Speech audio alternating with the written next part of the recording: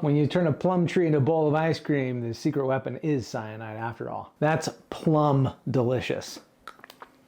That's right, it's time for another episode of Tree Ice Cream, the series where I take a tree and turn as many parts of it into a bowl of ice cream as I can. And I'm really excited for this one because after several episodes in a row where I've used different tree parts like leaves, bark, roots, twigs, and flowers, today we're getting back to where this series started, by using the wood from the tree to flavor the ice cream base. So I took a few offcuts from this really cool plum wood log that we'll be using to make the bowl for the ice cream later on, chopped them into little chunks, soaked them in water for a bit, and toasted them up in the oven at about 375 degrees for 15 to 20 minutes until darkened and fragrant but not charred. And they really did get quite fragrant. I'm already encouraged by the smell of these things. It's an unmistakably fruity, almost sweet aroma, a little bit of a smoky, woodsy back end, so I think we're onto something here. So just making a standard ice cream base to infuse with some of those wood chips. I actually threw them back in the oven for just a handful of minutes to heat them back up, as I feel like they might infuse more flavor if they're toasty warm instead of room temperature. I tossed them into the boiling cream, let it cook for a little bit, and then pull it off the heat, covered, and let infuse for 30 minutes. And it's already added a nice golden hue to our cream base. Then we just strain out the wood bits and crash cool over a bowl of ice water, strain once more, and let rest in the fridge overnight. Alright, now I'm going to grab some actual plums, because I can't try to make a plum tree ice cream without incorporating the fruit, right? Just slicing these up, and I'm going to keep the pits as they're going to be a crucial element of this ice cream later on. Gonna need a lot more pits than I've got here though. Luckily for me, I've got a few plum trees in my backyard. But first I'm going to use these plums to make a plum caramel sauce from a recipe by Dana Cree from her excellent book, Hello, My Name is Ice Cream. I've really been able to up my ice cream making game from the beginning of this series thanks to this book, and her cardamom, plum, and marzipan ice cream recipe was a big inspiration on the direction I decided to go for this plum tree ice cream. As you can see, I just added the chopped plums to a pot, then let that come to a simmer and cook until nice and jammy. Then added that to a blender until pureed, ran through a sieve, and then added 250 grams of it to a pot, added 50 grams of glucose or corn syrup if that's all you've got, and stir over heat until steamy and combined. Then in a separate pot, I'm combining 150 grams of sugar with 50 grams of water, stirring that off heat, brushing down any stray granules with a wet brush, and letting come to a boil over medium heat until golden brown. Then remove that from the heat and stir in our plum puree bit by bit until fully combined. And there we have it, a delicious plum caramel sauce. But there's still one more element to the plum tree I want to add, namely the plum pit, which contains this ice cream's deadly secret ingredient, cyanide. Yeah, you heard me right. More on that later on, but let's take a quick break while these dehydrate.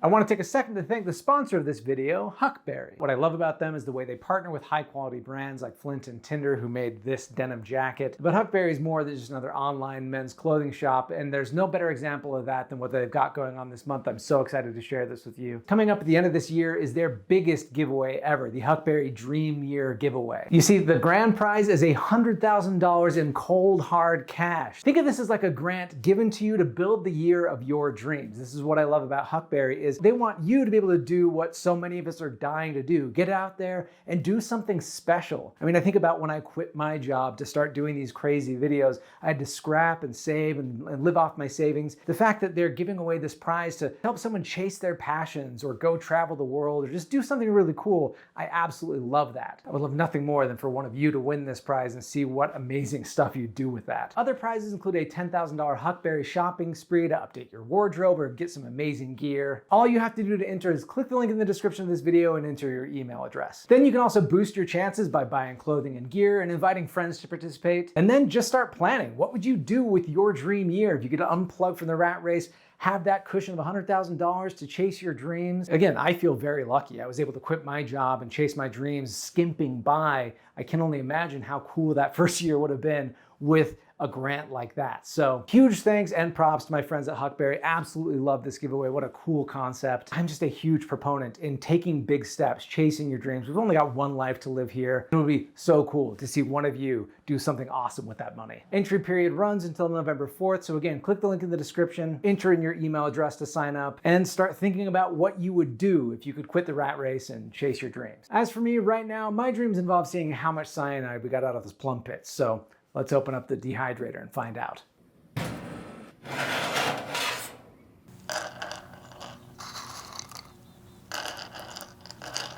Got about 3 ounces of dried out plum pits.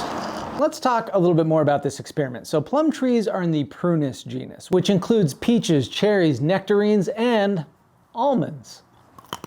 That's right, almonds, much like plums, are a stone fruit, just one in which we eat the seed more than we eat the fruit itself, which is how and why we're going to turn plum pits into almond extract. You see, almond extract doesn't come from the almonds we eat. It's instead made using bitter almonds, which contains far more cyanide than the sweet almonds that we eat. And you know what else contains a little bit more cyanide than the almonds we eat? Plum pits. Let's go ahead and crack one open. Okay, I think we've got, oh yeah, there we go. Looks remarkably similar to an almond. Now it's time for the long process. A lot of these are no good. And some of these, when I crack them open, have a very strong almond extract smell. Really fun. Okay, so technically it's amygdalin that's contained in these stone fruit kernels, which your body then converts into cyanide when digesting them. But dehydrating the kernels does help reduce the levels of amygdalin, in addition to making them easier to crack. All right, I've cracked them all. A lot of these were pretty withered, a lot of really tiny ones, some decent sized ones. But let's go ahead and break one of these open and oh yeah. Yeah, I mean, you crack these open and you can really smell strongly that almond extract aroma that is one of my favorite smells there is. So next step is to chop these up and then get to making our extract. So a chemical called benzaldehyde found in stone fruit kernels is what makes them taste like almond extract. And that's what we're going to try to coax out of these plum seeds by chopping them up and adding a neutral spirit like some vodka. Just mix that together and let it steep for at least a week, but letting it infuse for up to a month before straining is going to get you a much stronger flavor. And once it's ready, it's going to help me bake a plum pit flavored cake to cut into little bits and add to our ice cream. And for this, I'm using an old family recipe we've always just called Swedish cake. It's just basically a quick and simple version of Scandinavian almond cake. It's a recipe my half-Swedish grandma taught me how to make and a real favorite of mine. It's got a lot of sentimental value to me. I start by melting a stick of butter and letting it come to room temperature, while in a separate bowl I combine 150 grams of flour and 200 grams of sugar. Also, I find that a really low protein flour like gold medal works best for this recipe. I'm also adding 1/8 of a teaspoon of salt since I'm using unsalted butter. Then to the now cooled butter, I'm adding 2 room temperature eggs. And then where I'd normally add almond and vanilla extracts, I'm gonna add our plum pit extract, going with a little over a teaspoon here. Whisk those together and then add to the dry ingredients. And then this is key, we wanna mix very gently until just combined, being extra careful to not over mix. And I'm gonna pour this into a lightly greased 8x8 baking pan or even a pie pan. If you wanna double the recipe, it goes really great in a 9x16. And then normally I'd top with slivered almonds, but I'm forgoing that since these are for chopping and adding to ice cream. Then after 25 minutes in a 375-degree oven, it's looking nice and golden brown, and wow, I can smell that almondy flavor already. So I think the plum pits really did work. I'm gonna let this cool completely, and let's do a quick taste test. Consistency is right where we want it. Wow, that's crazy. Unmistakable almondy flavor in here. So it did come through in the plum pits after all. If there's another plum pit flavored item you'd like to see me bake, let me know in the comments what that is, but for now, we have all the elements we need, so it's finally time to churn up the ice cream, layer and assemble, and then get down to the wood shop and make our bowl and spoon. Spoiler alert, I am really excited about the plum wood we have on our hands. Plum wood is so beautiful, some great color in there, so don't go anywhere. Okay, so now just gonna chop the cake up in little cubes so we can disperse them throughout our ice cream, get nice little bites of them from scoop to scoop. And these cube up really nicely. I've got a good feeling about this. And once that's all done, it's time to churn up our toasted plum wood flavored ice cream.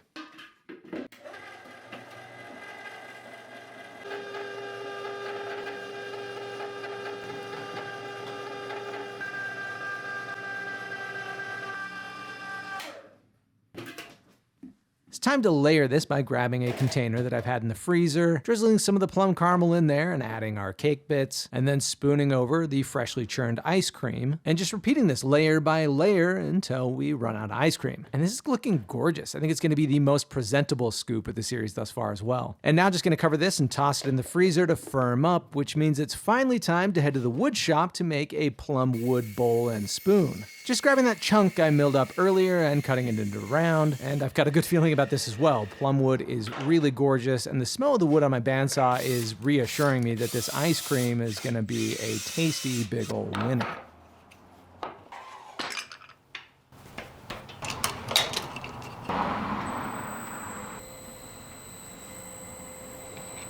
This is extremely dense wood. I've worked with plum wood plenty of times before. In fact, one of the first pieces of wood I ever made anything out of was a piece of plum wood from one of my own plum trees in my backyard. I've got 3 plum trees in my backyard. Shortly after getting into trees and wanting to see what the wood from a bunch of different species of trees look like on the inside, I very quickly turned to the plum trees in my backyard thinking, what does plum wood look like? So I pruned the limb off and got to shaping it and cutting it down. I made a couple small items for my parents for each of their birthdays. This was all in this one year where I fell in love with trees, got into wanting to see what the wood looked like from each of those trees, and then as a result, tried out woodworking. At that exact same time, I was also reading Nick Offerman's book, Paddle Your Own Canoe, and he's got a great chapter in there about making handmade gifts as an important element of like anti-consumerism and, you know, imbuing meaning into something that's handmade rather than just buying more stuff for the sake of buying more stuff. So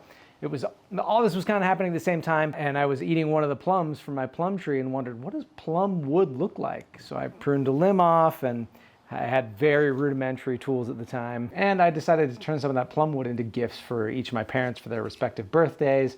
For my mom, I took a piece of the limb and like hollowed it out and partially hollowed it out and made it like a planter to plant succulents or cactuses, and I think I put like a small cactus in there. And then for my dad, I did something very similar. Just took a small limb, hollowed it out, and made it like a pen holder. I mean, I made these things without having any of my tools yet. I used a hand saw, a pruning saw, some drill bits, and a lot of sandpaper, and that was basically it. So anyway, tangent aside, I'm used to working with plum wood, but as I've been cutting into this piece, which was donated to me by an old coworker friend of mine, and it's been sitting on the wood pile for a while, and even just picking it up, I could tell this was really heavy for plum wood. So anyway, I've rambled far too long, probably not going to use any of that, but I am very excited about this. Lots of cracks and checks. This was not milled and dried properly, but that's what we're used to working with here on this channel, so not too worried about that. I have a shape in mind for this already. Kind of long, flat bottom, shallow bowl. The main thing I want to make sure I do is preserve the heartwood here, which has these beautiful streaks of purple that just feels perfect for some plum wood. So want to make sure that those stay in the final bowl so you can all see them. I've done enough yammering. I'm going to turn down the sides to round, shape a mortise in the bottom so we can flip it around, cut the top, and that's all there is to it. So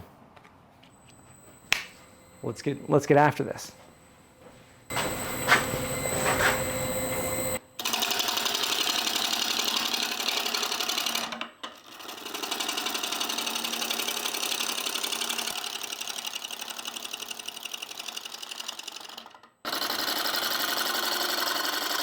Okay, let's get back to talking plum trees. Some of you might be shaking your screens right now saying, Justin, you keep saying cyanide. What on earth are you thinking? And it's true, my plum pits and even the plum wood I infused into the cream does contain compounds that break down into cyanide. However, the amounts I'm using are substantially less than anything that could make you sick. See, our bodies can naturally break down and deal with certain levels of the stuff just fine, and by drying and extracting a handful of seeds and just using small amounts of that extract, we're well in the safe zone. Bitter almonds, though, are much trickier. They contain a lot more amygdalin, and eating just 6 to 10 of them can make you quite sick, and improper use of them could be fatal, which is why they're illegal to purchase in the US. But yeah, making some homemade almond extract with some stone fruit pits like we did here is well within the safe dosage range.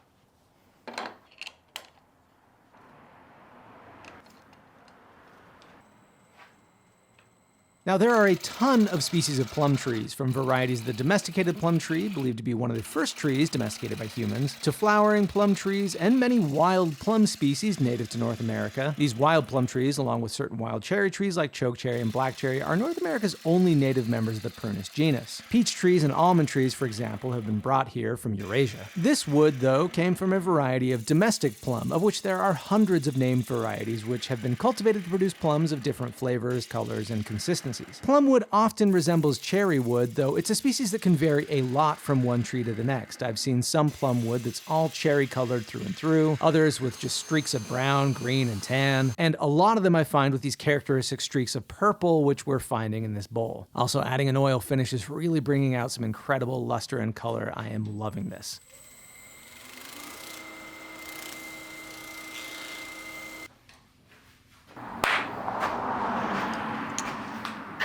This has been curing overnight, and beautiful piece of wood. Very, very happy with this. Plum is just always a surprise. One of my favorite woods to work with. I think plum and apple amongst the fruit woods are always winners. And I've got some apple wood in here that I'm excited to try to do some stuff with. Buff this off.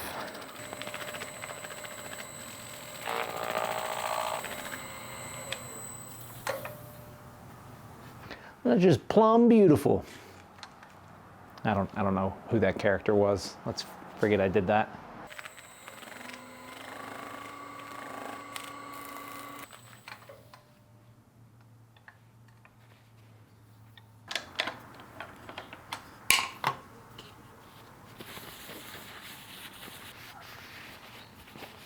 Full of cracks and checks and beautiful grain and color. I always like when we're left with like a little tiny corner of the original exterior of the tree. I don't want like a ton of the bark or the live edge, if you will, but just a corner is always fun.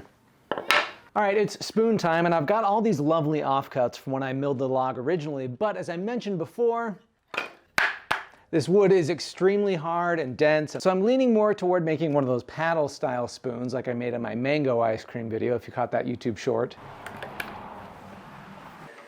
Okay, so if you didn't catch that YouTube short, I decided in that one to carve a little paddle spoon, like those ones that you used to get in the little ice cream cups where the ice cream mostly just tasted like the wood spoon. And I found the nostalgia factor to be really fun and genuinely enjoyed eating the ice cream with that little paddle more than I do with most of the spoons I've carved in this series. So yeah, I thought it'd be worth trying again. And this time, instead of shaping it to be flat like the previous one, I wanted to add a little curve angling in opposite directions to each end of the spoon. You know, give it a little bit more elegance, and also makes it feel like it'll give it a more of an ergonomic bite. Using the benchtop sander to do most of the bulk removal work. Then doing a little hand carving for finer shaping. And finally sanding to an even finish. And I really do love how this looks and feels. Consider me fully sold on the whole wood ice cream paddle spoon thing. So there we have it, plum wood ice cream bowl, all done, looking outstanding. Love the coloring there. And spoons done as well, which means it's finally time to scoop up the very essence of a plum tree in ice cream form. And boy, does this look great. This is perhaps as excited as I've been to taste an ice cream in this series thus far. So let's get into it and test my body's tolerance for cyanide.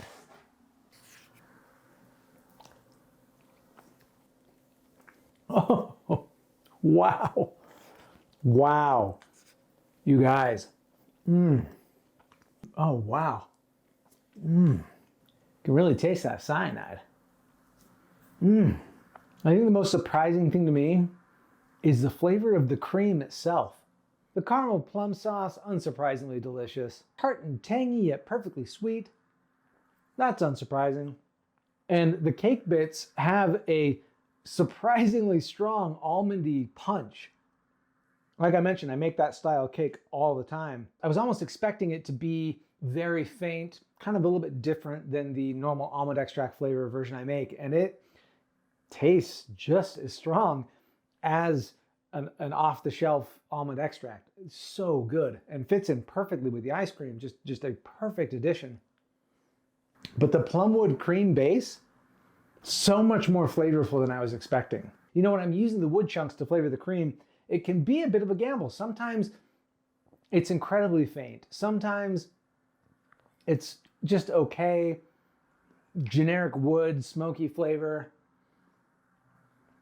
This though, I mean, there is this like mildly toasted, fruity, woody flavor with a hint of almondness to that as well. I guess there is a bit of those compounds in the wood, just enough to, I guess, give that a bit of that flavor. This is a perfect bowl of ice cream right here. 10 out of 10. Wow. Cannot recommend that enough. Huge thanks, as always, to all my patrons and members for helping support this channel. Head on over there if you want to join our community, the Discord server, where you can suggest more trees to turn into ice cream in future episodes. But for now, where does this stack up? Well, let's see if I can literally stack these things up. Oh boy, this one's going to be challenging to make this difficult. Okay, so bottom of the pile, Bradford pear. It ended up being like birch, tucked neatly inside there. Western red cedar and hickory. Spruce is going to be in there somewhere. Mango. Oak. Sassafras. Magnolia. And I think I got to put plum at the very top because the wood, which feels like such an important part of this process, was delicious. And there we have it, our current ranking of tree-flavored ice creams. Let me know what tree you'd like to see me turn into ice cream next. We'll see you next time. I can't believe I did this. Oh boy.